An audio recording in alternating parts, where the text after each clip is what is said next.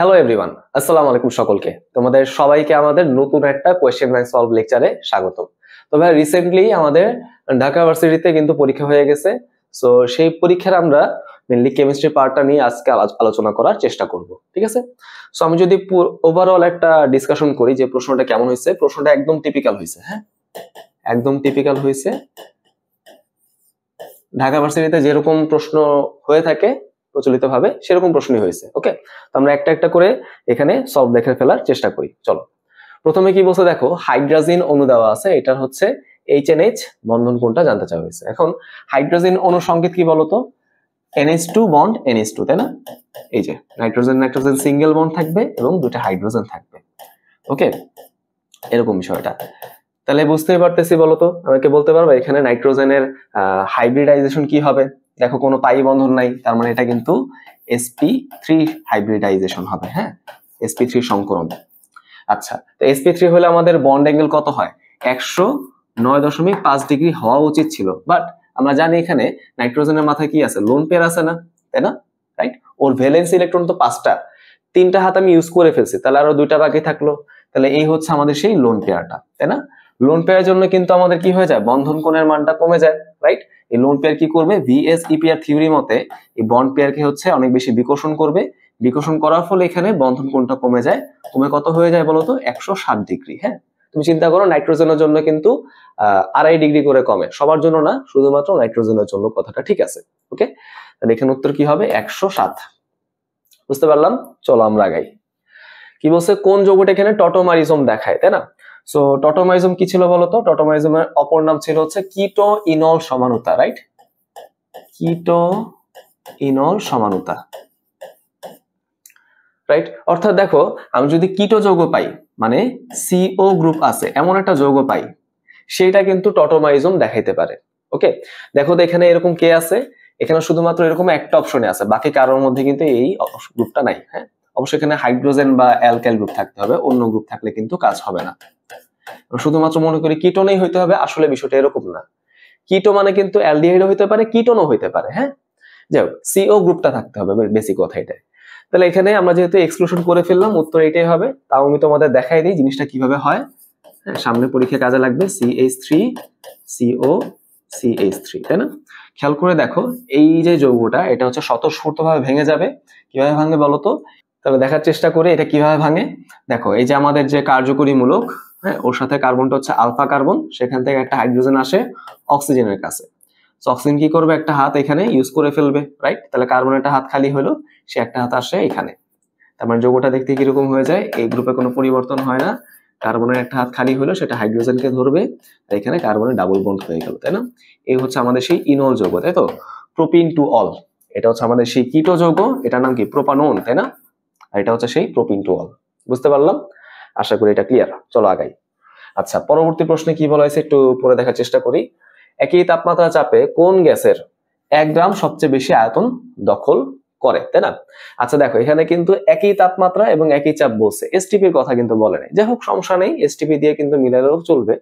But এখানে আমরা কি করবো, মোল সংখ্যার একটা ফর্মুলা দেখার চেষ্টা করব। দেখো তো, মোল সংখ্যা ইকুয়াল টু কি জানি, মোল সংখ্যা equal to W/M, which is equal to PV/RT, right? PV/RT। আচ্ছা, এখন একটু চিন্তা করে দেখো তো, কোন কোন রাশি এখানে কনস্ট্যান্ট। 1 গ্রাম বলে দিয়েছে, তাহলে W মানটা এখানে কনস্ট্যান্ট, তাই না? একই তাপমাত্রা এবং চাপ বলছে, তাহলে তাপমাত্রাও কনস্ট্যান্ট, চাপও কিন্তু কনস্ট্যান্ট। আর মোলার গ্যাস রূপক, এটাও কনস্ট্যান্ট। তাই থাকলো কি এখানে, V থাকলো আর M থাকলো। দেখো তো এই সম্পর্ক কিরকম আসছে, ব্যস্তানুপাতিক আসছে না? অর্থাৎ আমি শুধুমাত্র এখানে মোলার ভরটাকে দেখবো, ঠিক আছে? মোলার ভর কম আসলে আয়তন বেশি, বেশি আসলে আয়তন কম। নাইট্রোজেন 7 দুগুণে 14, 14 দুগুণে 28। অক্সিজেন 16 দুগুণে কত হয়, 32। অ্যামোনিয়া 17, হ্যাঁ, আর আর্গন কত, 40। এরকমই তো বিষয়টা। তাহলে বুঝতেই পারতেছে আমাদের এখানে কি হবে, যার মোলার ভর বলছে কি, সরি দেখো, আয়তন বলছে কার বেশি, তাহলে ভর লাগবে কি, কম। এখানে কার ভর কম, অ্যামোনিয়া, তাহলে উত্তর হচ্ছে অ্যামোনিয়া। ওকে, ক্লিয়ার? চলো আগাই। এখানে দেখো, এই রিঅ্যাকশনের মধ্যে কার্বনেট আয়নটা কি হিসেবে কাজ করে। ভালো ভালো ভালো একটা প্রশ্ন। এই ধরনের প্রশ্ন হচ্ছে কমনলি আমাদের ঢাবিতে আসে, খুব ভালো করে দেখো। এখন এখানে যে অ্যামোনিয়াম কার্বনেট, দেখো তো বিক্রিয়া হয়ে কি হয়ে গেছে, কার্বনেটটা মেইনলি কনভার্ট হয়ে গেছে কার্বন ডাই অক্সাইড এবং পানিতে, তাই না?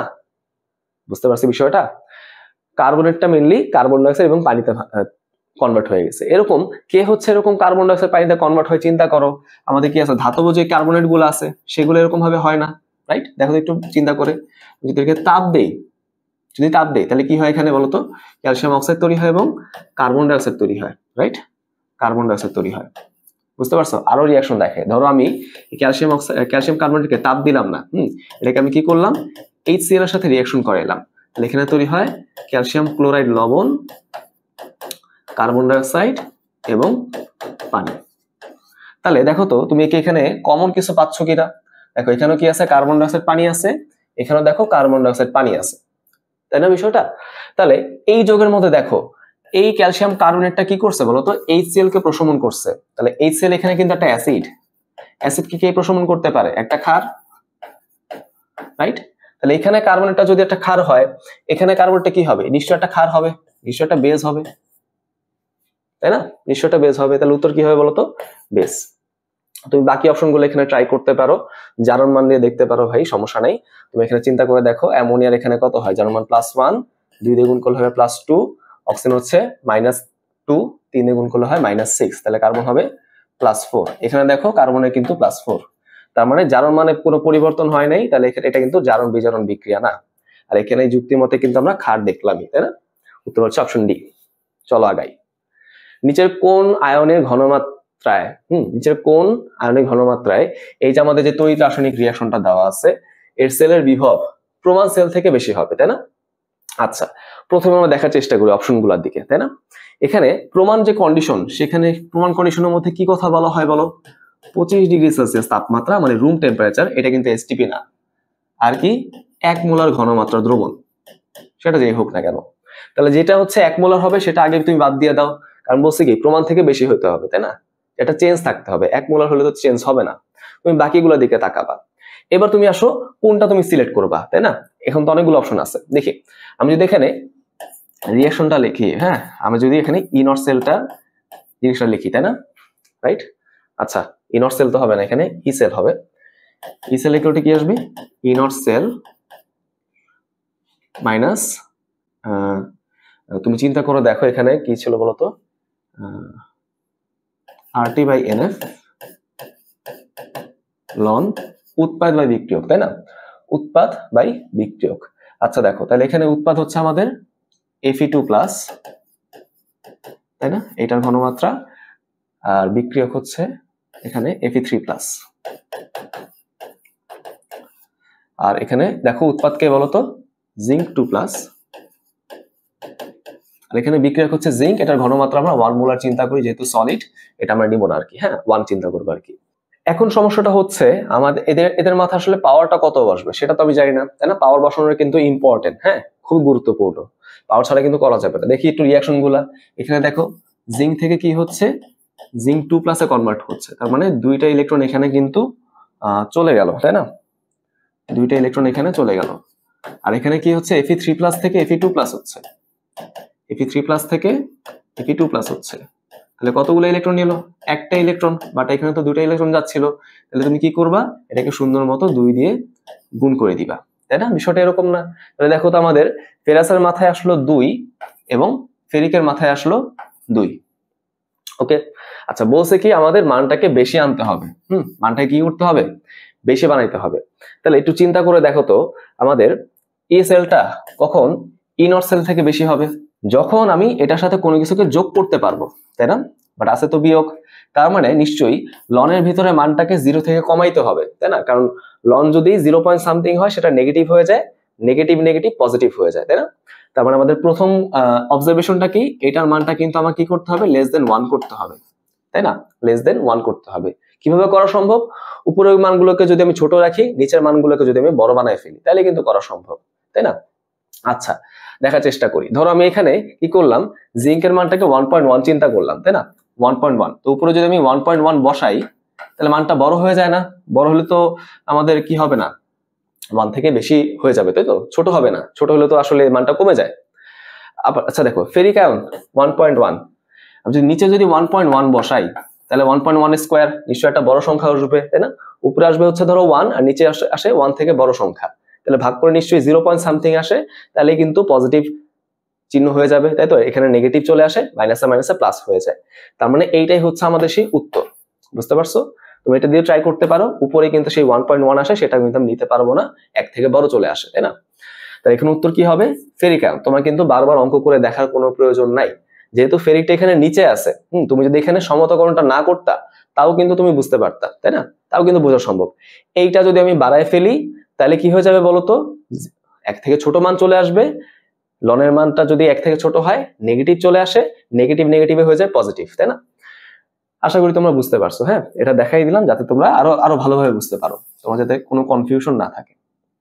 সবকিছু যদি তুমি চেঞ্জ করতা, হ্যাঁ চিন্তা করে দেখো, সবার ঘনমাত্রা যদি আমি 1.1 বানাইতাম তখন কি হতো বলতো? 1.1 স্কোয়ার 1.1 স্কোয়ার কাটাকাটি যেত, শুধু এখানে 1.1 থাকতো, তখনও কিন্তু বাড়তো না, ওটা আরো কমে যেত। আচ্ছা থাক, আর না পেঁচাই, আশা করি তোমরা এটা বুঝছো। আচ্ছা দেখি পরে কি বলছে, যে নিচের কোন আয়নটিতে শুধুমাত্র একটি নিঃসঙ্গ ইলেকট্রন জোড়, মানে একটা মাত্র লোন পেয়ার আছে। একটা লোন পেয়ার মানে কি? এক জোড়া ইলেকট্রন আছে। আচ্ছা এটা একদম সহজভাবে আমরা চিন্তা করি। প্রথমে দেখো কার্বন, কার্বনের বাহিরে কতগুলো ইলেকট্রন আছে বলো? 4টা ইলেকট্রন, তাই না? প্রথম অপশনে দেখো আমাদের কি আছে? 3টা হাইড্রোজেন আছে। তাহলে দেখো এখানে একটা হাইড্রোজেন, এখানে একটা হাইড্রোজেন, এখানে একটা হাইড্রোজেন, তাই না? এই তো। হ্যাঁ আচ্ছা, ক্রস গুলো দিয়ে হাইড্রোজেন ইলেকট্রন আমি বুঝাচ্ছি। আর আমি কি করছি? এখানে প্লাস বানায় ফেলছি। তাহলে এখান থেকে আমি কি করলাম? ইলেকট্রনটাকে সরায় ফেললাম। হ্যাঁ, এই ইলেকট্রনটাকে আমি সরায় ফেললাম। বুঝতে পারছো? তাহলে বলো এখানে কি লোন পেয়ার থাকলো? না, এটা কিন্তু কোনো লোন পেয়ার থাকে না, তাহলে এটা লোন পেয়ার সংখ্যা হচ্ছে 0। আবার দেখো এখানে কি বলছে? আমি নেগেটিভ করছি, তাই না? নেগেটিভ করা মানে কি? আমাদের এখানে যেরকম ছিল, খেয়াল করে দেখো, আমাদের এখানে তো একটা ইলেকট্রন ছিলই, তাই না? আমি নেগেটিভ করতেছি মানে আরো একটা ইলেকট্রন যোগ করলাম, আর একটা ইলেকট্রন যোগ করলাম। তাহলে বলো আমার কাছে একটা লোন পেয়ার চলে আসলো না? এই যে এটাই হচ্ছে সেই লোন পেয়ার। ওকে, তাহলে এইটাই কিন্তু আমাদের উত্তর হচ্ছে, যুক্তিমতে এটাই কিন্তু আমাদের কি হয়? অ্যান্সার হয়, তাই না? বুঝতে পারলাম। আচ্ছা আরো দেখি বাকিগুলো কি হয় কিনা। মাঝে মাঝে আমাদের একটু বাকি অপশন গুলো চেক করতে হয়। NH3 দেখি তো, NH3 এর মধ্যে কিরকম হয়? Luis dot structure. তোমরা কি স্ট্রাকচার গুলো আঁকতে পারো না? পারা উচিত। 2টা হাইড্রোজেন, ধরো এখানে আমাদের একটা হাইড্রোজেন আছে, ওকে, এখানে ধরো একটা হাইড্রোজেন আছে, তাই না? আচ্ছা বলতে পারো ভাই একটা লোন পেয়ার আছে, তখন কি করব? বাট এখানে এই ধরনের নেগেটিভ চার্জও আছে, তার মানে আমি কি করছি? বাইরে থেকে আরেকটা ইলেকট্রন এখানে যুক্ত করে দিছি। তাহলে বলো তো এখানে লোন পেয়ার কতগুলো হয়ে গেছে? 1টা 2টা, এখানে কিন্তু লোন পেয়ার হয়ে গেছে 2টা। বুঝছো? এখানে ছিল 1টা, বাট এখানে কয়টা হয়ে গেছে? 2টা। বাট বলছে কি শুধুমাত্র একটা করতে হবে, তাহলে এটা কিন্তু হবে না। ওকে, পরেরটা দেখো তো, NH4 প্লাসে কি হয়? NH4 প্লাসে হিসাবটা কিন্তু সহজ। আমি এখানে কিন্তু লোন পেয়ার তো নিবই না, বরঞ্চ এখানে যে লোন পেয়ারটা আমি নিচ্ছিলাম, হ্যাঁ এখানে যে আমার লোন পেয়ারটা ছিল, সেই লোন পেয়ারটাকে আমি কি করছি? হাইড্রোজেনের সাথে পাঠাই দিছি, তাই না? তার মানে আলটিমেটলি কিন্তু আমার এখানে কিন্তু কোনো লোন পেয়ার নাই। হ্যাঁ, এখানে কোনো সিঙ্গেল ইলেকট্রন নাই, এখানে কিন্তু একটা হাইড্রোজেন যুক্ত হয়ে গেছে, তাই না? দেখছো এখানে কিন্তু হাইড্রোজেন যুক্ত হয়ে গেছে, তার মানে এখানে লোন পেয়ার সংখ্যা 0। ওকে, বুঝতে পারছি। উত্তর কি হবে বলতো? উত্তর কিন্তু অপশন বি হবে। ঠিক আছে, চলো আগাই। কোন যৌগটি জলীয় ব্রোমিন দ্রবণের সাথে বিক্রিয়া করে না? বিক্রিয়া করে না। আচ্ছা, আমি যখন এটা বিভিন্ন জায়গায় সলভ দেখতেছিলাম, তোমাদের পরীক্ষা হয়ে যাওয়ার পর তো আমি প্রশ্নটা ভেরিফাই করি হয়েছে কিনা দেখি। আমি দেখলাম যে কোনো জায়গায় হচ্ছে এইটা উত্তর দিচ্ছে, কোনো জায়গায় হচ্ছে এইটা উত্তর দিচ্ছে। কেন দিচ্ছে আমি জানি না, তাই না? কেন এগুলা উত্তর দিচ্ছে আমি বুঝি নাই। বাট এখানে কিন্তু 4টাই হচ্ছে ব্রোমিনের সাথে রিয়াকশন করে, 4টাই ব্রোমিনের সাথে রিয়াকশন করে। কিরকম? দেখো এখানে কি আছে? আমাদের পাই বন্ধন আছে, সো ব্রোমিন তো এখানে ইলেকট্রোফাইল তৈরি করে, রাইট? সো এটা কি হয়ে যায় বলতো? ইলেকট্রোফিলিক সংযোজন বিক্রিয়া হয়ে যায়। এখানে কারো কোনো ডাউট নেই, কারণ এটা হচ্ছে যে ব্রোমিন দ্রবণ পরীক্ষা, লাল বর্ণ অদৃশ্য হয়ে যায়, এসব পড়ছি আমরা। ফেনলও কিন্তু আমাদের ব্রোমিনের সাথে রিয়াকশন করে। তোমাদের যেহেতু এটা, তোমরা যারা, এটা তো 24 ব্যাচের প্রশ্ন, তাই না? তখন তো শর্ট সিলেবাস ছিল, সো যেহেতু এটা ওরা পড়ে নাই, সো মনে করছে কি এটাই মনে উত্তর। বাট দেখো না, ব্রোমিনে কিন্তু এটার সাথে রিয়াকশন করে, কারণ কি? ওর লোন পেয়ার আছে, মানে হচ্ছে অর্থপ্যারা নির্দেশক হয়। আচ্ছা, তার মানে ও কিন্তু এখানে রিয়াকশন করে, অর্থপ্যারা নির্দেশক রিয়াকশন করে। দেখো ও কিন্তু একটা অর্থপ্যারা নির্দেশক, তার মানে ও কিন্তু রিয়াকশন করবে। এখানে দেখো লোন পেয়ার নাই, বাট এটা কি আছে বলতো?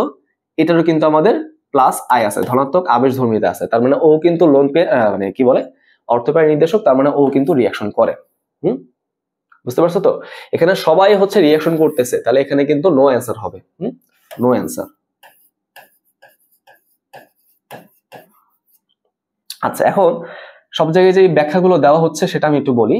প্রথম কথা হচ্ছে, আমি যদি এটা নিয়ে একটু আলোচনা করি, দেখো তো এখানে কি আছে, লোন পেয়ার আছে না, লোন পেয়ার আছে।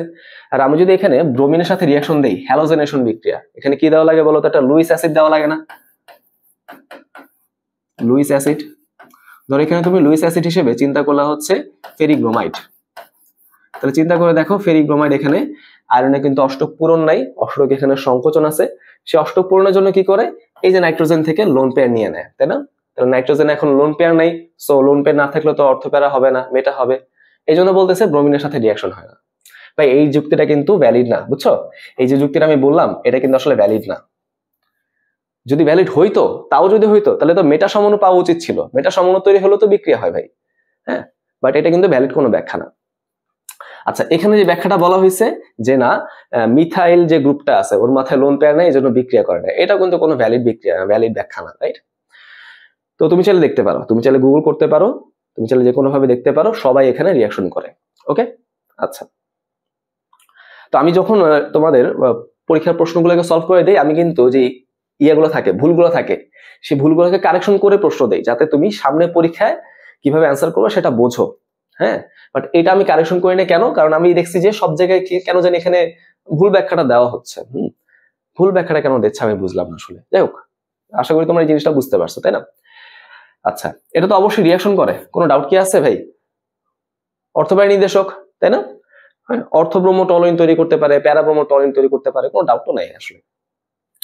আচ্ছা দেখো, এখানে কি বলছে, একটি নির্দেশকের পিকে ইন, এটা আমরা কখনোই দেখি নাই, অনেকে হয়তো দেখি নাই। ইন মানে হচ্ছে ইন্ডিকেটর, অর্থাৎ ইন্ডিকেটরে কিন্তু একটা মাইনাস লগ কনস্ট্যান্ট দেওয়া আছে আর কি, সেই মানটা কত, 9.3।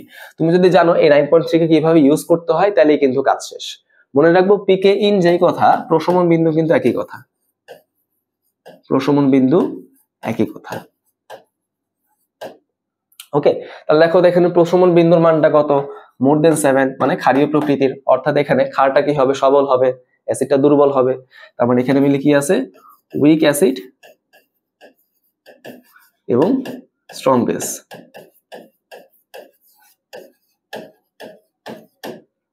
উইক অ্যাসিড এবং হচ্ছে স্ট্রং বেস।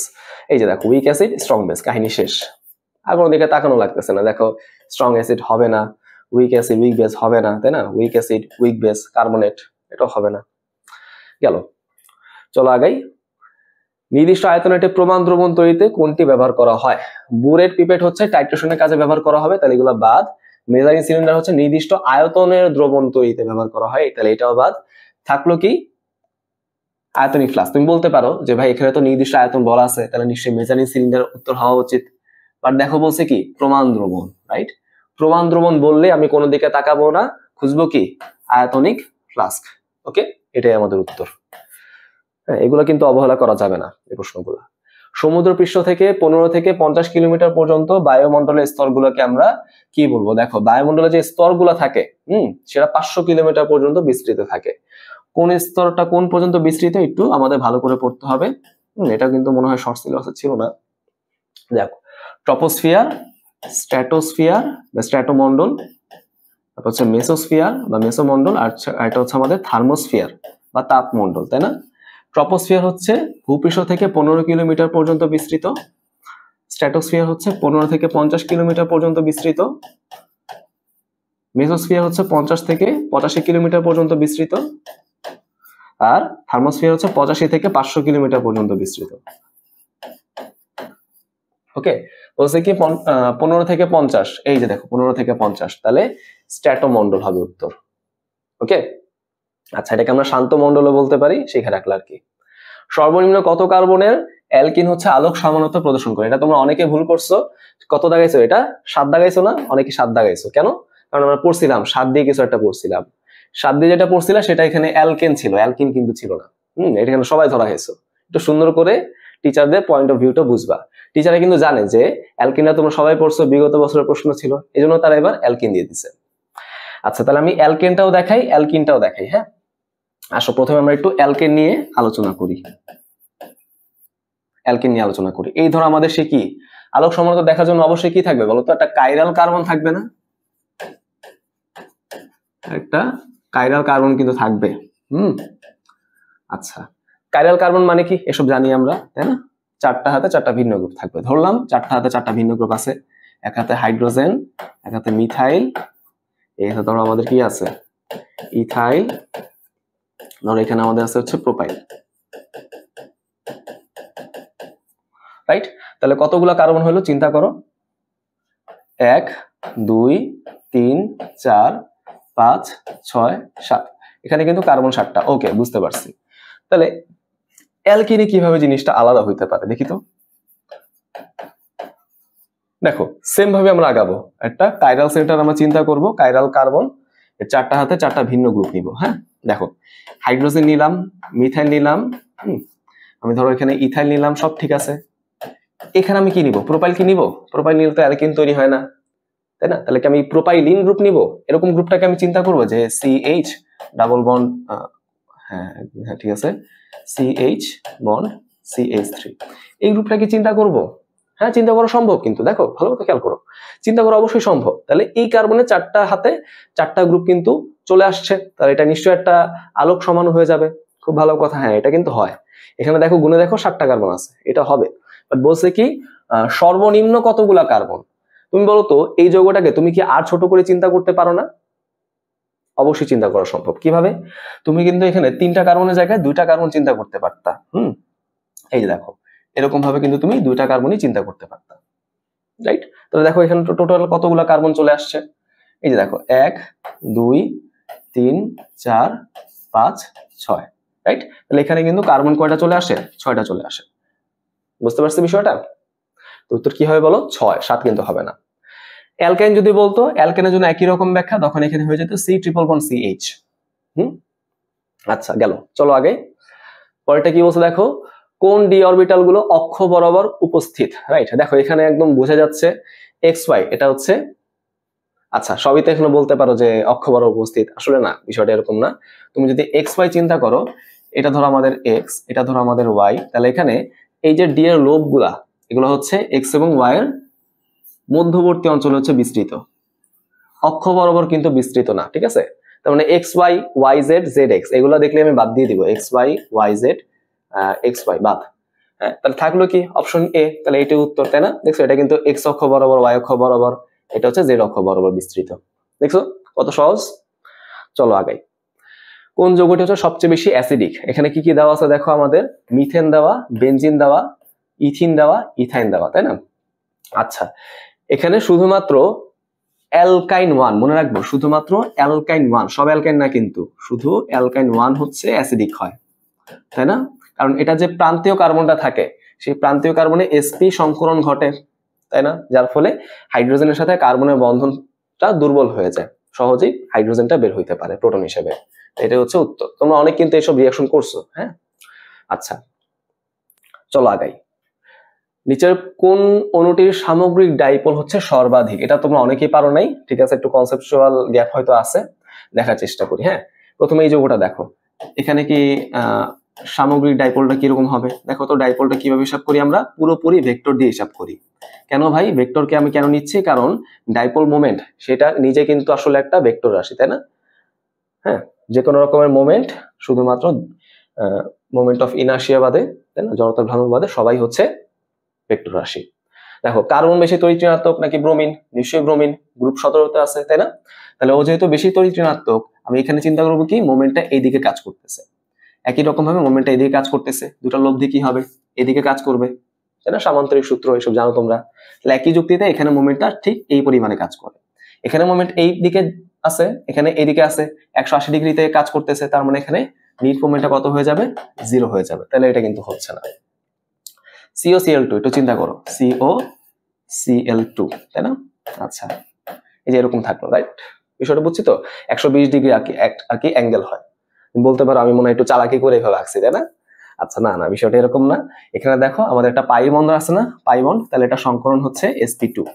sp2 হলে 120 ডিগ্রি কোণ হয়, এসব তোমরা জানো। হ্যাঁ, যাই হোক, চিন্তা করে দেখো কার্বন থেকে ক্লোরিন বেশি ইলেকট্রোনেগেটিভ, নিচের দিকে টানবে, তোর লব্ধি হচ্ছে এদিকে কাজ করে। কার্বন থেকে অক্সিজেন বেশি তড়িৎ ঋণাত্মক, তাই না, নিচের দিকে টানবে, যার ফলে এখানে ভেক্টরটা এই দিকে কাজ করে। বুঝতে পারছি বিষয়টা? এইদিকে মেনলি কাজ করে। তাহলে দেখছো 180 ডিগ্রিতে কাজ করলো, তার মানে এটার মোমেন্টটা কত হয়ে যায়, 0 হয়ে যায়।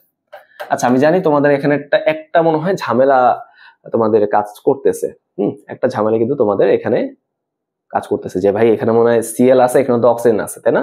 তো অক্সিজেন তো বেশি তড়িৎ ঋণাত্মক নাকি সিএল তুলনায়, এরকম মনে হতে পারে না? আসলে দেখো, খেয়াল করে দেখো, আমরা যদি ভ্যালুগুলা দেখলেই হবে, তাই না? ফ্লোরিন হচ্ছে কত, 4, অক্সিজেন হচ্ছে আমাদের 3.5, আর দেখো আমাদের ক্লোরিন কত, 3। হ্যাঁ, তার মানে দেখো এখানে মনে হয় আমাদের ভেক্টরটা একটু কম কাজ করতেছে, মানটা কম, এখানে মানটা বেশি, তাহলে বলতে পারো না নিটটা মনে হয় উপরের দিকে কাজ করতেছে। আচ্ছা ঠিক আছে, তা আমাদের যুক্তি মতে যেহেতু একটু সমস্যা আছে, আমরা বুঝতেছি এখানে মিউটা 0 নাও হইতে পারে, ঠিক আছে, আমরা 180 ডিগ্রিতে কাজ করে ওকে, বাট এইটা তো একটু বড় হবে, তাই না? এই ভেক্টরটা একটু বড় হয় না, ফিজিক্স তো তোমরা পড়ছোই, তাহলে মনে হইতে পারে না, এটা মনে হয় একটু ডাউট আছে, হ্যাঁ, এটা মনে হয় এরকম হবে না। আচ্ছা ঠিক আছে, এটা তাহলে রেখে দাও, ঠিক আছে, তাহলে এটা রাখলাম। এটা দেখি তো, HCHO, এটা কেমন হয়, এই দেখো CO, এখানে H, এখানে কিন্তু H, তাই না? একটু দেখি কিরকম কি হয়। দেখো হাইড্রোজেন হচ্ছে 2.1, তাই না? আর কার্বন কত হয় বলো তো? কার্বন মনে হয় আমাদের হয় 2.5, হ্যাঁ 2.5, এটা 2.1, এটা হচ্ছে 2.5। আমরা এমনি মনে রাখলাম ফ্লোরিন 4, তার আগেরটা 3.5 মানে অক্সিজেন, তার আগেরটা 3 মানে নাইট্রোজেন, তার আগেরটা হচ্ছে 2.5 মানে কার্বন। তো যাই হোক, তাহলে এখানে দেখো ভেক্টরটা কোন দিকে কাজ করে, নিশ্চয়ই কার্বনের দিকে কাজ করবে, রাইট? আবার দেখো অক্সিজেন তো নিশ্চয়ই কার্বন থেকে বেশি তড়িৎ ঋণাত্মক, তাহলে এখানে ভেক্টরটা কোন দিকে কাজ করে, উপরের দিকে, রাইট? এখন কি কেউ কাউকে কাটাকাটি করতে পারছে? না, এই দুটাই মিলে ভেক্টর হচ্ছে উপরের দিকে যায়, আর এখানে দেখো এই ভেক্টরটা উপরের দিকে যায়, তার মানে এখানে কিন্তু কাটাকাটি হওয়ার কোনো সম্ভাবনা নাই। দেখো এই জায়গায় কিন্তু কাটাকাটি হওয়ার একটা সম্ভাবনা আছে, একটু সম্ভাবনা হইলেও আছে, বাট এখানে কিন্তু কোনো সম্ভাবনা নাই, তাই না? উল্টা দিয়ে তো কাজ করতে এসে না, তাহলে এইটা হচ্ছে বড় কম্পিটিটর কে, এইটা। তাহলে আমরা কিন্তু লজিক দিয়ে বুঝে ফেললাম উত্তর কি হবে বলো, উত্তর কিন্তু এইটা হবে, অপশন সি হবে, ঠিক আছে? আমরা তো আর এক্সপেরিমেন্ট করে দেখতে পারবো না যে কোনটা আসলে কত, আমাদের তো এইভাবেই আসলে বিষয়টাকে ফাইন্ড আউট করতে হবে, তাই না? তাহলে উত্তর কি হবে, সি। ডি নাম্বারটা দেখি, BF3, এটা আসলে খুব একটা করে দেওয়ার দরকারও নাই, তাও একটু দেখাই দিই। দেখো sp2 সংকরণ, তোমরা এসব জানো, হাফের সূত্র দিয়ে বের করতে পারবা। এখানে দেখো ফ্লোরিন বেশি তড়িৎ ঋণাত্মক, তাই না? ফ্লোরিন হচ্ছে এখানে বেশি তড়িৎ ঋণাত্মক, তাহলে এখানে এই দুটার লব্ধি কোন দিকে কাজ করবে, নিচের দিকে, এখানে লব্ধি কোন দিকে কাজ করবে, উপরের দিকে কাজ করবে, দুটা মিলে দেখো 180 ডিগ্রিতে কাজ করতেছে, সমান সমান, সো এখানে কিন্তু মিউ একদম ডেফিনেটলি 0 হয়, তাই না? বুঝতে পারছি বিষয়টা? আচ্ছা যাই হোক, সো এখানে উত্তর হচ্ছে অপশন সি। চলো আগাই। আচ্ছা পরেরটা কি বলছে দেখো, এখানে একটা রিয়াকশন দিয়ে দিছে, নিচের বিক্রিয়াটির নাম কি, দেখো এখানে কি দেওয়া আছে, আমাদের একটা অ্যামাইড দেওয়া আছে, তাই না? এবং এখানে কি দেওয়া আছে, আমাদের হ্যালোজেন দেওয়া আছে এবং ক্ষার দেওয়া আছে, তাই না? তাহলে এটা নিশ্চয়ই কি হবে, আমাদের হফম্যান ক্ষুদ্রাংশকরণ বিক্রিয়া বা Hofmann degradation reaction, Hofmann degradation বা ক্ষুদ্রাংশকরণ বিক্রিয়া।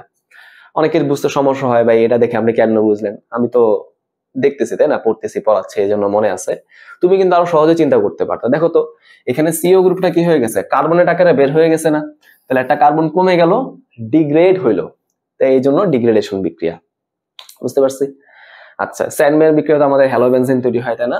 Right, chlorobenzene, bromobenzene, iodobenzene. আচ্ছা উডসফিটি বিক্রিয়াতে আমাদের টলোইন তৈরি হয়, রাইট, আর ক্লিমেনসন বীজাণুতে আমাদের কার্বনিল মূলকটা মিথিনিল মূলকে কনভার্ট হয়ে যায়। আচ্ছা যাও, এই হচ্ছে আমাদের এমসিকিউটা।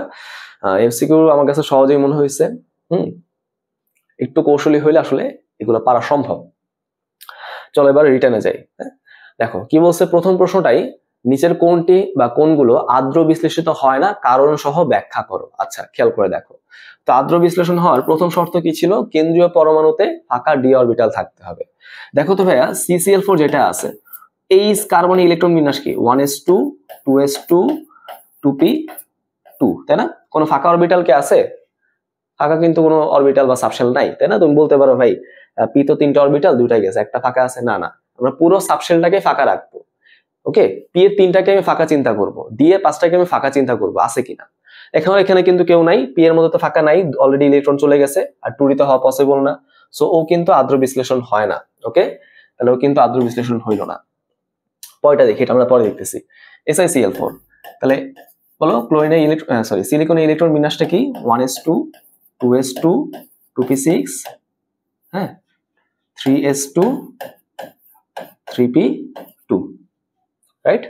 হ্যাঁ, ঠিক আছে।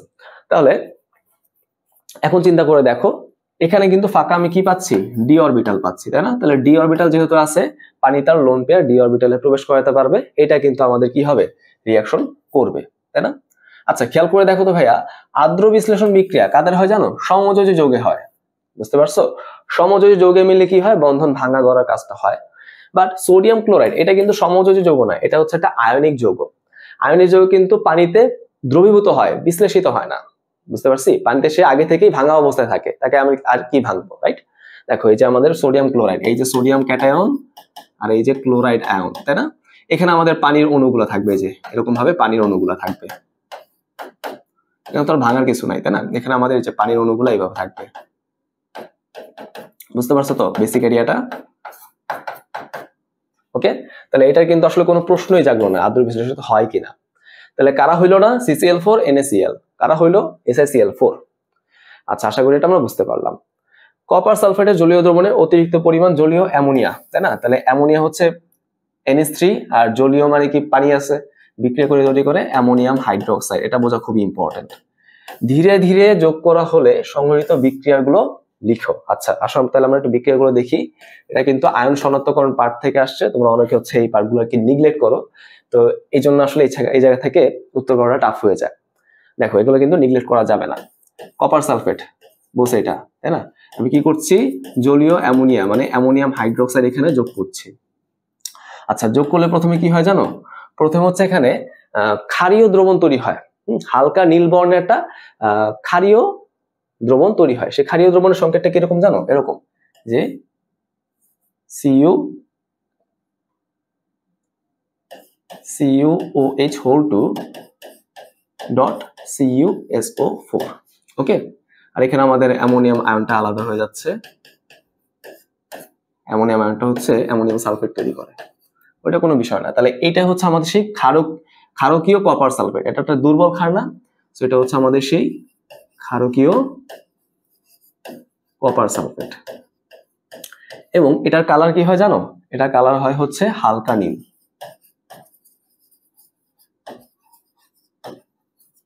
বুঝতে পারছি? হালকা নীল কিন্তু এটার কালার হবে।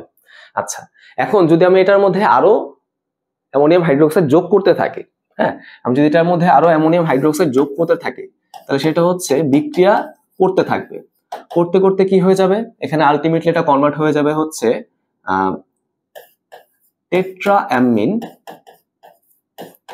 Tetraammine copper সালফেটে। বুঝতে পারছো? টেট্রাঅ্যামিন কপার সালফেটে কনভার্ট হয়ে যায়। ওকে ভাই, বুঝতে পারছি। আর এখানে অ্যামোনিয়াম আয়নটা আলাদা হয়ে যায়, সেটা দেখানোর দরকার নেই। এইটার কালার কি হয়ে যাবে জানো? এটা হয়ে যাবে হচ্ছে গাঢ় নীল। হ্যাঁ, এটা হয়ে যাবে গাঢ় নীল কালার। প্রথমে তৈরি হয় হালকা নীল বর্ণ, রাইট? অনেকটা এরকম কালারই তৈরি হয়, পরেটা তৈরি হয় গাঢ় নীল বর্ণ। হ্যাঁ, এটা থেকে অনেক ডিপ কালার তৈরি হয় আর কি। বুঝতে পারছি? সো এইগুলো হচ্ছে আমাদের বি নাম্বারটা। আচ্ছা, এবার দেখো পরেরটা দেখি কি বলছে। স্ফুটনাঙ্কের সংজ্ঞা দাও, তাই না? স্ফুটনাঙ্ক বলতে কি বোঝায়? আমি যদি চিন্তা করি যে নির্দিষ্ট বায়ুচাপ, যেটা মেইনলি আমরা 1 atm বায়ুচাপে ধরি, সো 1 atm বায়ুচাপে যে তাপমাত্রায় কোনো তরল পদার্থ ফুটতে শুরু করে, কোনো তরল পদার্থ হচ্ছে ফুটতে শুরু করে, অথবা কোনো গ্যাসীয় পদার্থ হচ্ছে জমতে শুরু করে। জমতে শুরু করে মানে কি? তরল হওয়া শুরু করে, রাইট? সেটা হচ্ছে আমাদের স্ফুটনাঙ্ক। তার মানে স্ফুটনাঙ্কের বেসিক জিনিসটা কি? বেসিক আইডিয়াটা হচ্ছে আমাদের লিকুইড থাকবে, লিকুইডটা হচ্ছে এখানে ভেপারে কনভার্ট হওয়া শুরু করবে, হ্যাঁ, বাষ্পে কনভার্ট হওয়া শুরু করবে এই বয়লিং পয়েন্টে। এটা হচ্ছে বেসিক আইডিয়া আর কি। আচ্ছা, কি বলছে? HF এর স্ফুটনাঙ্ক HCl এর চেয়ে বেশি কেন ব্যাখ্যা করতে বলা হয়েছে। আচ্ছা, খেয়াল করে দেখো, HF এর মধ্যে কি থাকে জানো? হাইড্রোজেন বন্ধন থাকে, তাই না? হাইড্রোজেন বন্ধন আমরা কি করতাম? আমরা কিভাবে চিন্তা করতাম বলতো? আমরা চিন্তা করতাম এরকম ভাবে যে আমাদের একটা অণুর হাইড্রোজেন অপর অণু কি করবে? ছোট আকারের লোন পেয়ার বিশিষ্ট উচ্চ তড়িৎ-ঋণাত্মক কোনো পরমাণুর সাথে যুক্ত হবে। সেটা হইতে পারে কি? ফ্লোরিন, হইতে পারে অক্সিজেন, হইতে পারে নাইট্রোজেন। এদের সাথে হচ্ছে একটা আন্তঃআণবিক বন্ধন তৈরি করবে, রাইট? দেখো তো এখানে কি আছে? আমাদের সেই ফ্লোরিনটা আছে, তার মানে ও হচ্ছে সেই হাইড্রোজেন বন্ধন তৈরি করতে পারে। বাট এখানে কি সেই ফনের কেউ আছে? নাই, তাহলে ও কিন্তু হাইড্রোজেন বন্ধন তৈরি করতে পারে না। তাহলে দেখো যে আমাদের HF খুব সুন্দরভাবে সে হচ্ছে হাইড্রোজেন বন্ধন তৈরি করতে পারবে, তাই না? যার ফলে তাদের মধ্যে কি হবে, আন্ত আণবিক বন্ধন শক্তি বেড়ে যাবে, তাই না? আন্ত আণবিক বন্ধন শক্তি এটা হচ্ছে সুন্দর করে বেড়ে যাবে। ঠিক আছে, এই বন্ধনকে ভাঙতে আমাকে বেশি কষ্ট করা লাগবে, বেশি তাপ শক্তি দেওয়া লাগবে, যার ফলে এটাকে ফুটাইতে গেলে বেশি কষ্ট করা লাগবে। ওকে, তাই এটার স্ফুটনাঙ্ক কি হয়ে যায়, বেশি হয়ে যায়। Is it clear? আচ্ছা, আশা করি আমরা এটা বুঝলাম। আচ্ছা চলো আগাই। আচ্ছা দেখি এখানে কি বলছে, নিম্নলিখিত বিক্রিয়াগুলোতে XYZ এর স্থলে বিকারকগুলোর সংকেত এবং বিক্রিয়া শর্ত লেখো। হ্যাঁ, মানে সবগুলো এখানে কমপ্লিট করতে বলছে, পিকেও দেখাইতে বলছে, মানে এখানে XYZ যা যা আছে সেগুলো আমাকে নির্ণয় করতে হবে। আসলে আমরা একটা একটা করে নির্ণয় করি। দেখো আমি যদি এখানে অ্যালকোহল নেই, অ্যালকোহল থেকে অ্যালকাইল হ্যালাইড কেমনে বানাইতে পারি, আমি OH সরে এখানে Cl বসাবো। অনেকগুলো মেথড আছে, তুমি যদি এখানে PCl3 অ্যাড করো তাহলে কিন্তু এটা তৈরি হয়, রাইট? অথবা তুমি যদি এখানে চাইলে PCl5 তুমি অ্যাড করতে পারো, তাহলে কিন্তু এটা তৈরি হয়। চাইলে তুমি এখানে SOCl2, তাই না, ডার্জেন বিক্রিয়া, এটাকে কি বলে, থায়োনিল ক্লোরাইড, তাই না, তাহলে কিন্তু এটা তৈরি হয়। তার মানে এই তিনটা থেকে যে কোনো একটা তুমি সিলেক্ট করো, সেটা তোমার X হবে। এখন তোমার ইচ্ছা, তুমি যেটা ইচ্ছা নাও, সমস্যা নেই। রিঅ্যাকশন কি দেখাইতে হবে, রিঅ্যাকশন অত দেখানোর দরকার না। দেখি, বিক্রিয়াগুলোতে সংকেত নির্ণয় করো, উৎপাদগুলোর সংকেত লেখো, মানে বিক্রিয়া না দেখালেও চলে। আচ্ছা আসলে আমরা একটু বিক্রিয়াগুলো দেখি, সমস্যা নেই। ধর আমি এখানে কি দেখাবো, এটা দিয়ে দেখাই, এটা দিয়ে দেখাই তাহলে হবে। তাহলে CH3OH এর সাথে আমরা PCl5 নিলাম। আচ্ছা রিঅ্যাকশন হইলো, রিঅ্যাকশন হয়ে কি হবে জানো, এই ফসফরাস একটা অক্সিজেন নিবে, তৈরি করবে কি PO এবং তিনটা ক্লোরিনকে সে ধরে রাখবে, তাহলে POCl3, ফসফরাস অক্সিক্লোরাইড। দুটা ক্লোরিন বের হয়ে যায়, 5টা থেকে 3টা হলো, 2টা বাকি থাকলো, একটা আসলে এখানে, একটা আসলে এখানে, তাহলে CH3Cl আর আসলে আমাদের HCl, রাইট? তাহলে দেখছো আমি এখানে পেয়ে গেলাম। তাহলে চিন্তা করতে পারি এইটা হচ্ছে আমাদের সেই X। ওকে, এটা হচ্ছে X, শেষ। আচ্ছা দেখো, অ্যালকাইল হাইড থেকে আমাদের অ্যালকাইল সায়ানাইড পাইতে হবে, তাহলে নিশ্চয়ই KCN দিয়ে বিক্রিয়া দিব। CN বললে আমরা KCN নিব, আর NC বললে আমরা AgCN, সিলভার সায়ানাইড নিব। ওকে, একটু মনে থাকবে না? আচ্ছা আশা করি একটু মনে থাকবে। তো এখান থেকে যদি আমি দেখানোর চেষ্টা করি, দেখো আমি যদি এখানে KCN মিশাই দিই, KCN, তাহলে কি হয়ে যাবে, CN মাইনাসটা এখানে Cl মাইনাসটাকে রিপ্লেস করে দিবে।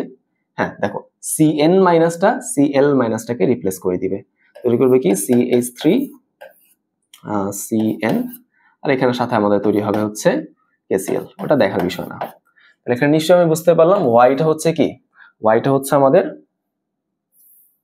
KCN, এটা হচ্ছে আমাদের সেই ওয়াই। ওয়াইটা কি বলছে দেখো, এখান থেকে আমি খুব সুন্দর করে সমকার্বনের অ্যামিন তৈরি করে ফেললাম, তাই না? সমকার্বনের অ্যামিন, তাহলে নিশ্চয়ই আমাদের এখানে বিজারণ করতে হয়েছে, তাই না? বিজারণ করলে কি হবে, এই কার্বনে হাইড্রোজেন পাবে, এই নাইট্রোজেনে হাইড্রোজেন পাবে, রাইট? তাহলে এটাকে যদি এখন আমি বিজারণ করি, অবশ্যই এখানে তীব্র বিজারণ করতে হবে লিথিয়াম অ্যালুমিনিয়াম টেট্রাহাইড্রেট দ্বারা। বলতে পারো ভাই আমি কেমনে বুঝলাম বিজারণ করতে হবে, তাই না? আমি সংকেত দেখে কেমনে বলতে পারি, এটার জন্য একটু প্র্যাকটিস করতে হবে, তাই না? প্র্যাকটিস না করলে তো আসলে এগুলো তো দৈব জ্ঞান না, যে তোমাকে তুমি ধ্যান করলে আর উত্তর পেয়ে গেলা, এরকম কি হয় ভাই? হয় না তো। এটা কি হবে বলতো, সমকার্বনের অ্যামিন পাবা, 2 কার্বনের অ্যামিন, তাহলে CH3 CH2 NH2। ওকে, বুঝলাম বর্ষ, NH2। ঠিক আছে, তাহলে এখানে কি করতে হচ্ছে, আমাকে Z আইডেন্টিফাই করতে বলছে, তাহলে এটাই হচ্ছে আমাদের সেই Z, তাই না? এই যে এটাই কিন্তু সেই Z। আচ্ছা গেল। এরপর আমি কি করলাম, এটার মধ্যে হচ্ছে নাইট্রাস অ্যাসিড দিলাম, HNO2 দিলাম, তাই না? এখন বলো প্রাইমারি অ্যামিনের সাথে নাইট্রাস অ্যাসিড কেমনে বিক্রিয়া করে, তুমি হচ্ছে OHNO দিয়ে মনে রাখো, OHNO। আচ্ছা ঠিক আছে, OHNO। খেয়াল করে দেখো, প্রথমেই এখানে খেয়াল করো যে কি হচ্ছে, এই নাইট্রোজেনটাকে নিয়ে বের হয়ে তৈরি করবে নাইট্রোজেন গ্যাস। ধরলাম এটা আমাদের নাইট্রোজেন গ্যাস। বলতে পারো পিক যে হবে না, এটা আমি কেমনে বুঝলাম? কিউ যে নাইট্রোজেন গ্যাস, এটা আমি কেমনে বুঝলাম? এটা আমি ধরে নিচ্ছি, তাই না? পিও হইতে পারে, তুমি যেটা ইচ্ছা লেখো, কোনো সমস্যা নেই, রিটেন তো। আচ্ছা, তারপর দেখো এখানে অক্সিজেন কি করবে, এই দুইটা হাইড্রোজেন নিয়ে তৈরি করবে পানি, যেটা এখানে অলরেডি এখানে আছে। আর বাকি হাইড্রোক্সিল, বাকি যে ওএইচটা আছে, হ্যাঁ বাকি যে OH অংশটা আছে সেটা হচ্ছে এখানে বসে যাবে, রাইট? বসে কি তৈরি করবে দেখো, CH3 CH2OH, হ্যাঁ, CH3 CH2OH। ওকে, তাহলে দেখো আমাদের P হইতে পারে CH3 CH2OH, আর Q হইতে পারে আমাদের NH2। Q কিন্তু আমাদের NH2 হইতে পারে, ঠিক আছে? তাহলে মনে হইতে পারে ভাই বিক্রিয়াগুলো মনে হয় র্যান্ডমলি দিছে, আসলে না, বিক্রিয়া কিন্তু র্যান্ডমলি দেয় না। এই যে আমাদের মিথানল থেকে আমরা কি তৈরি করলাম, ইথানল তৈরি করলাম, তাই না? এইটা কিন্তু বিগত বছরের ইঞ্জিনিয়ারিং ভর্তি পরীক্ষার প্রশ্ন, সাস্টে আসছেই, তোমার রুয়েট আসছে, কুয়েট আসছে, বুয়েটও কিন্তু দিচ্ছে আগে, এমসিকিউ প্রশ্ন আর কি। ওকে, তাহলে ভাই বিষয়গুলো কি বুঝতে পারছি? আশা করি এগুলো আমাদের ক্লিয়ার। আচ্ছা, তো আমাকে কি পরিষ্কার করে লিখে দিতে হবে? আচ্ছা, আসো আমি একটু লিখে দিই তোমাদের পরিষ্কার করে। তাহলে দেখো তো এখানে এক্স পাওয়া যেতে পারে কি, এক্স পাওয়া যেতে পারে তোমার PCl3 অথবা PCl5, অথবা এখানে তুমি HCl ও চিন্তা করতে পারো, হ্যাঁ, HCl তুমি চিন্তা করতে পারো, আচ্ছা সমস্যা নেই, SOCl2 যে কোনো একটা লেখো, রাইট? দাঁড়াও, Y হইতে পারে তোমার ওই যে কি KCN, Y হচ্ছে KCN, আর আরে Z হইতে পারে তোমার লিথিয়াম অ্যালুমিনিয়াম টেট্রাহাইড্রেট, Z হচ্ছে লিথিয়াম অ্যালুমিনিয়াম টেট্রাহাইড্রেট। আচ্ছা আচ্ছা, আচ্ছা ঠিক আছে, Z গেল। P হইতে পারে তোমার ইথানল, আর Q হইতে পারে নাইট্রোজেন গ্যাস। P হইতে পারে ইথানল CH3 CH2OH, আর Q হইতে পারে নাইট্রোজেন গ্যাস। এগুলাকে আমরা দেখলাম, তাই না? আশা করি এটা আমরা বুঝছি। আচ্ছা, হ্যাঁ, এখানে এটাই ছিল শুধু।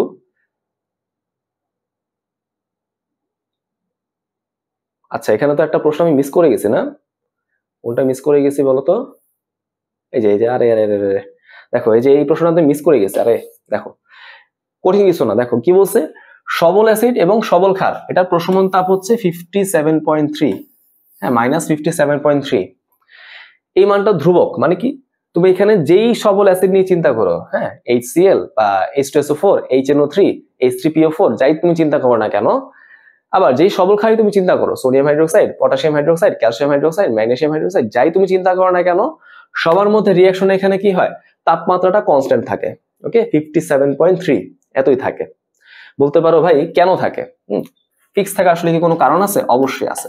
কারণ ভাইয়া দেখো, মেইনলি এখানে রিঅ্যাকশন হয় একটাই, অ্যাসিড থেকে আসে প্রোটন, ক্ষার থেকে আসে হচ্ছে হাইড্রোক্সিল আয়ন, রিঅ্যাকশন করে তৈরি করে ভাই পানি। রিঅ্যাকশন কিন্তু এইটাই, বুঝছো?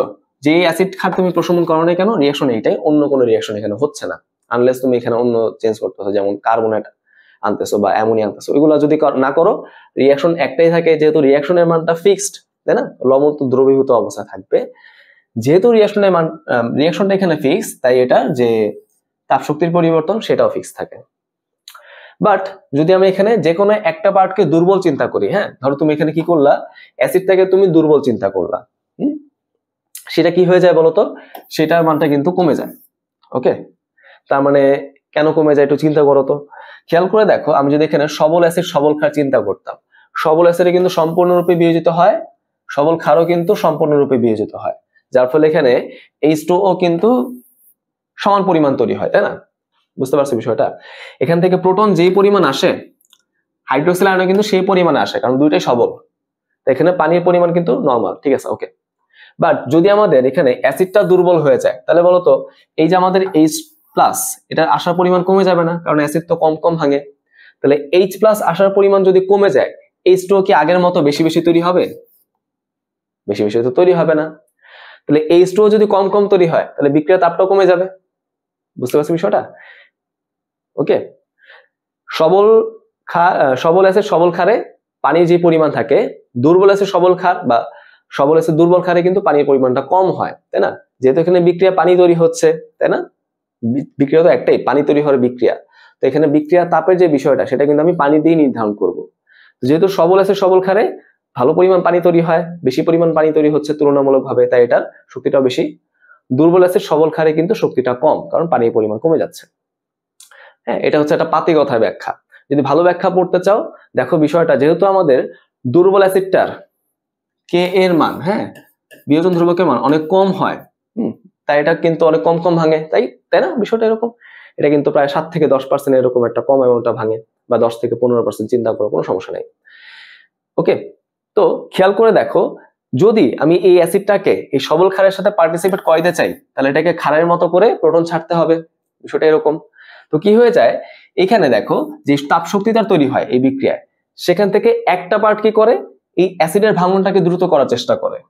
ধরো এখানে 57.3 হচ্ছে না, ধরো এখান থেকে 10 পরিমাণ এনার্জি দুর্বল অ্যাসিডকে ভাঙার কাজে ইউজ হয়ে যায়, কারণ এটা তো কম কম ভাঙতেছে।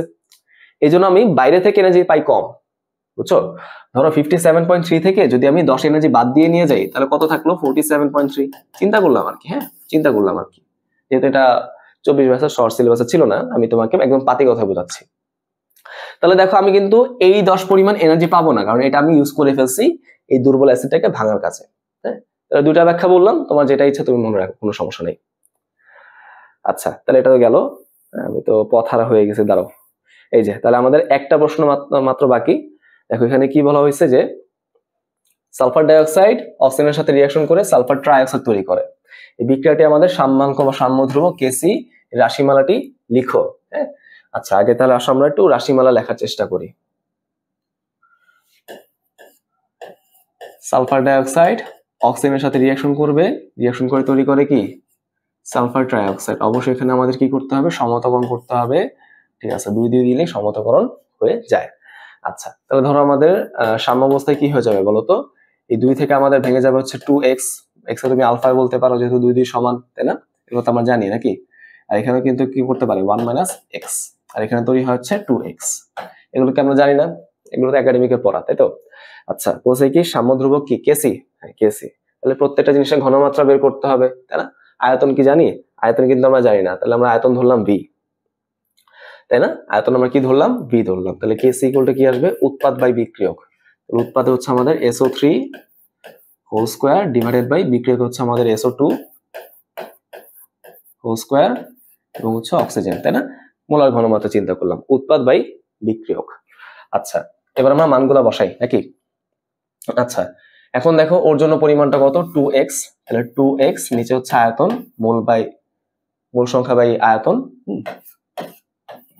ডিভাইডেড বাই ওর জন্য মূল সংখ্যা 2 - 2x by b multiplied by 1 - x by b। আচ্ছা, অবশ্যই এখানে সালফার ডাইঅক্সাইডের মাথায় কিন্তু স্কোয়ার আছে, এটা কিন্তু ভোলা যাবে না। আচ্ছা, তো তুমি আরেকটা লাইন একটু সমতাকরণ করে দিবা, হ্যাঁ, মানে একটু হিসাব নিকাশ করে দিবা। অনেকে কি করে এই পর্যন্ত এনে রেখে দেয়, এটা কিন্তু ঠিক না। হ্যাঁ, তুমি আরেকটা লাইন একটু হিসাব করো। উপরে কি আসে? 4x স্কোয়ার, তাই না? নিচে আসে 3টা v, উপরে আসে 2টা v, তাহলে 2টা v বাদ চলে গেল, 3টার সাথে থাকলো একটা, সে একটা কিন্তু উপরে চলে আসে, তাই না? আচ্ছা, এখানে আমি দেখাই দিলাম, বুঝছো তো? নিচে একটা v আসে, এই যে এটা বাই v, সেটা উপরের দিকে চলে গেল। আচ্ছা, ঠিক আছে, এটাকে আর স্কোর করার দরকার নাই, তাহলে করে দিতে পারো, তোমার ইচ্ছা। আচ্ছা, দেখি তো করে দিব নাকি, দেখি। এখানে 2 যদি কমন নাও, তাহলে 1 - x whole square into 1 - x, তাহলে 2 এর স্কয়ার হচ্ছে 4, 1 - x হোল কিউব। হ্যাঁ, আচ্ছা, এই পর্যন্ত রাখলে হচ্ছে। এটা কিন্তু আমাদের সেই কেসি। ওকে ভাইয়া, বিষয়টা কি বুঝতে পারলাম? আশা করি এটা আমাদের ক্লিয়ার। হ্যাঁ, এটা ধরো আমাদের ক্লিয়ার হইলো। আচ্ছা, এটা আমি সাইডে রাখলাম। এখন আমাদের আরো কিছু কাজ করতে হবে, দেখি কি বলছে এখানে। আচ্ছা, বিক্রিয়াটি সাম্যাবস্থায় থাকা অবস্থায়, হ্যাঁ, সাম্যাবস্থার সময় অক্সিজেন এবং সালফার ট্রাইঅক্সাইড যদি আমি ঘনমাত্রা দ্বিগুণ করে ফেলি, তাহলে সাম্যাবস্থা কোন দিকে যাবে? খেয়াল করে দেখো, আমাদের এখানে রিঅ্যাকশন হচ্ছে এইটা, তাই না? এটা হচ্ছে আমাদের রিঅ্যাকশন। এখানে মিললে আমাদের কিউসি বের করতে হবে, বিক্রিয়া অনুপাত বের করতে হবে। যদি কিউসি কেসি থেকে কম হয়, তাহলে কিউসি কি করবে? কেসি সমান হইতে চাইবে, তাই না? কম হলে তো বেশি হইতে চায়, বেশি হইতে চাইলে কি করবে? সাম্যাবস্থা ডান দিকে যাবে, রাইট? আচ্ছা, দেখো এখানে মেনলি আমরা কি করছি, এই বিক্রিয়ায় অক্সিজেন এবং সালফার ট্রাইঅক্সাইড কি করছি? ঘনমাত্রা দ্বিগুণ করছি। আচ্ছা, 2টা ঘনমাত্রা একসাথে দ্বিগুণ করা হয়েছে। তাহলে দেখো তো একটু, আমাদের এখানে কেসিটা কি আসবে? আচ্ছা, কেসি তো আমরা অলরেডি লিখেই ফেলছি, তাই না? কেসি আমরা লিখেই ফেলছি, বলতো এখন কিউসিটা কি আসবে? SO3 এটা given time square divided by SO2 এটা গিভেন টাইম স্কয়ার এবং অক্সিজেন, একটা গিভেন টাইম, তাই না? আচ্ছা, খেয়াল করে দেখো আমি কি করছি এখানে, ঘনমাত্রা কিন্তু দুইটাই ডাবল করে দিছি। ঘনমাত্রা কি করছি, দুইটাই ডাবল করে দিছি, তাই না? তাহলে এই যে টি দিয়ে যে ঘনমাত্রাটা লিখলাম সেটা কি হবে, এই ঘনমাত্রা ডাবল। তার উপরে কি হবে বলতো, মানে তুমি বলতে পারো এই যে মানটা এটা কি হবে 2 ইন্টু এই মানটা তার হোল স্কোয়ার, রাইট? তাহলে 2 মাথায় স্কোয়ার সাথে SO3 এটার মাথায় স্কোয়ার, বুঝতে পারলাম? ওকে, আচ্ছা নিচে দেখো আমি কিন্তু এখানে সালফার ডাইঅক্সাইডের কোনো পরিবর্তন করিনি, মানে সালফার ডাইঅক্সাইড আগে যেরকম ছিল এখন সেরকমই আছে। পরিবর্তন কার করছে দেখো, অক্সিজেনের করছে, সেটা কিন্তু দ্বিগুণ করে দিছি, তাই না? তাহলে অক্সিজেনের জন্য কি আসবে, দ্বিগুণ করলাম, মাথায় যে দেখো স্কোয়ার, তাই না? তারপর দেখো এখানে আমাদের কি আছে, সরি অক্সিজেন কোনটা, আচ্ছা অক্সিজেনের জন্য তো আমি স্কোয়ার ইউজ করবো না, তাই না? হ্যাঁ, অক্সিজেনের জন্য তো স্কোয়ার ইউজ করবো না, অক্সিজেন তো এখানে আছে, তাই না? তাহলে এখানে শুধুমাত্র সুন্দর মতো অক্সিজেনে বসবে। ওকে, বুঝতে পারলাম। আচ্ছা দেখো তো এখানে এই যে পার্টটা, এই যে পার্টটা, এটাই কি কেসি না? এটাই কিন্তু কেসি, এটাই কিন্তু কেসি। দেখো তো এই পার্টটা আর এই পার্টটা কি সেম সেম, তাহলে আমি বলতে পারি কি থাকলো কি 2 স্কোয়ার বাই 2, তার মানে 2 ইন্টু কেসি। তাহলে কিউসি ইকুয়াল টু কি আসলো, 2 ইন্টু কেসি, তাই না? তো সুতরাং আমি বলতে পারি কি কিউসি হচ্ছে কেসি ডাবল, মানে কেসি থেকে বড়। যেহেতু আমাদের বিক্রিয়া অনুপাতটা কেসি থেকে বড় হয়েছে, তাহলে বিক্রিয়া নিজে কি চাইবে, লাসাতে লিওরের নীতি অনুযায়ী কিউসির মানটাকে কমায় কেসির সমান করতে চাইবে। বিষয়টা এরকমই নাকি, কিউসির মানটা যদি বড় আসে তাহলে লাসাতে লিওরের নীতি অনুযায়ী কিউসির মানটা কমে কেসির সমান হইতে হবে। এখন কিউসি কখন কমবে একটু চিন্তা করো তো, কিউসি কমানোর জন্য কিউসির মানটা যদি আমি কমাইতে চাই নিশ্চয়ই হরের মানগুলোকে বাড়াইতে হবে, তাই না? এগুলোকে আমাকে কি করতে হবে, বাড়াইতে হবে, অথবা এই লবের মানটাকে আমাকে কমাইতে হবে, তাহলে তো আমি এই মানটা আলটিমেটলি কম পাবো, তাই না? আমার তো বেশি হয়ে গেছে, কমাইতে হবে, তাহলে এরকম করতে হবে। বলতো এই মানটা কখন বাড়বে, যখন এই যে দেখো বিক্রিয়াগুলো কখন বাড়ে বা উৎপাদগুলো কখন কমে, যখন পশ্চাৎমুখী বিক্রিয়া হয়, রাইট? যখন পশ্চাৎমুখী বিক্রিয়া হয়। তাহলে এখানে যে কন্ডিশন আসলো, এই কন্ডিশন কি করে বলতো, এই কন্ডিশন হচ্ছে পশ্চাৎমুখী বিক্রিয়াটাকে, ব্যাকওয়ার্ড রিঅ্যাকশনটাকে বৃদ্ধি করা ইন্ডিকেট করে, তাই না? তার মানে সাম্যাবস্থা কোথায় যাবে, বামে। ঠিক আছে, বুঝতে পারছি সাম্যাবস্থা কোথায় যায়, বামে যায়। আচ্ছা দেখছো এই প্রশ্ন করছে নতুন সাম্যাবস্থা কোন দিকে যাবে ভাই, বামে যাবে। আচ্ছা তারপর এখানে বি নাম্বার প্রশ্নে কি বলছে দেখি, পানিতে দ্রবীভূত অক্সিজেন এর সংজ্ঞা দাও, ডিও এর সংজ্ঞা দাও, তাই না? দ্রবীভূত অক্সিজেন মানে ডিজলভড অক্সিজেন। এটা সংজ্ঞাটা এরকম যে প্রতি লিটার নমুনা পানিতে, এভাবে বলো যে প্রতি লিটার নমুনা পানিকে সম্পৃক্ত করতে যে পরিমাণ অক্সিজেন প্রয়োজন হয়, তাই না? তাহলে এটাকে যদি আমি লিখতে চাই এভাবে লিখবো যে প্রতি লিটার, এটা ধরো আমাদের বি নাম্বার, হ্যাঁ ঠিক আছে, প্রতি লিটার নমুনা পানিকে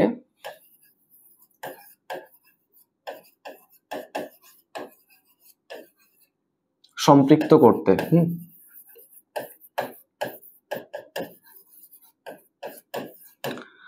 যে পরিমাণ অক্সিজেন প্রয়োজন হয়, অক্সিজেন দরকার হয়, সেটাই হচ্ছে আমাদের সেই ডিও। WHO অনুমোদিত বিওডি এবং সিওডি এর মানটা কিরকম হয় মনে রাখবো যে অবশ্যই এখানে তোমরা মানটা নিয়ে কনফিউজড হয়ে যাও। একটা কথা, একটা সিম্পল জিনিস জাস্ট মনে রাখবা, সেটা হচ্ছে কি সিওডি এর মানটা বিওডি থেকে বেশি আসে। এটা খুব সুন্দর করে সিম্পলি মনে রাখো, সি পরে আসে সো সিওডি এর মানটা বড় আসে আর কি। দেখা যায় কি বিওডি এর মানটা আসে হচ্ছে 6 মিলিগ্রাম পার লিটার বা 6 ppm, আর সিওডি এর মানটা আসে হচ্ছে 10 মিলিগ্রাম পার লিটার বা 10 ppm। ওকে, তাহলে আমরা মানগুলো কি মনে রাখতে পারবো না? আমি জাস্ট একটু হিন্ট দিয়ে দিলাম, হ্যাঁ হিন্ট দিয়ে দিলাম কোন প্রশ্নটা কিভাবে করতে হয়, যতটুকু এক্সপ্লেন করার দরকার, কারণ শেষ সময় অ্যাডমিশনের সময়টা তো ছিল, তাই না? এই শেষ সময় তো আমাদের একটু জিনিসগুলোকে একটু বুস্টার আকারে পড়লে বেটার হয়, তাই না? আচ্ছা সো এই ছিল আমাদের প্রশ্নগুলো, হ্যাঁ এই আমাদের 4টা প্রশ্ন রিটেনের। আশা করি তোমরা বুঝতে পারছো। সামনে পরীক্ষাগুলো ভালোভাবে দাও সবাই। আসসালামু আলাইকুম।